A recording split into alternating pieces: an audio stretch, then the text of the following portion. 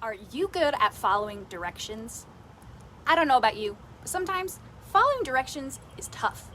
A lot of times, we like to do things our own way. We may even think we know best, so we complain, we get mad, we don't do what we should, we don't follow the directions. And what usually happens when we don't follow directions? Well, we end up in a much bigger mess. Like in school, when the teacher tells you that the upcoming test is going to be super hard and that you're going to need to study, but you don't want to study, so you don't.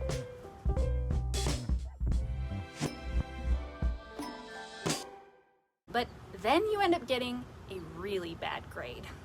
Or maybe you're trying to cook and you decide not to follow the directions. Let's see here. How to make eggs.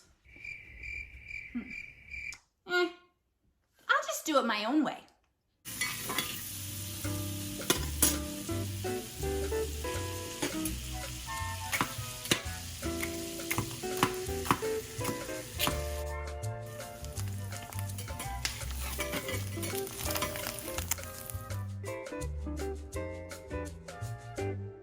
No, Dad. Or your mom tells you to put on sunscreen before going to the pool, but you don't like sunscreen because it makes you all greasy, so you don't put it on. But after a few hours at the pool, you are as red as a lobster.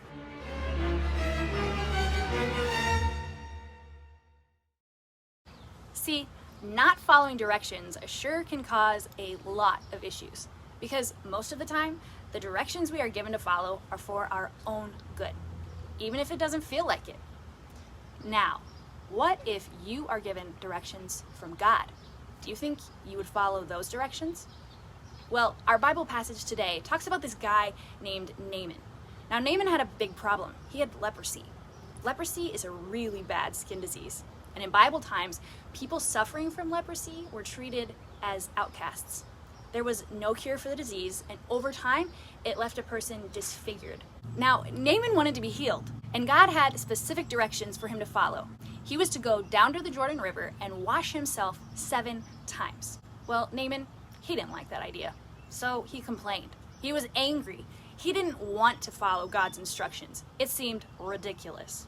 After complaining, Naaman's servants thankfully talked to him and told him he should do what he was told. Naaman finally listened to God, and guess what? He was healed. God blessed Naaman his way. Now imagine if Naaman hadn't listened to God's instructions. He would have been stuck in his sickness. But instead, he took a leap of faith, and he trusted God's way. The best way. You know, we're like Naaman sometimes. Okay, we're like him a lot of times. The Bible tells us about God's way, but we're stubborn. We like to do things our own way. We don't always treat people the way Jesus would.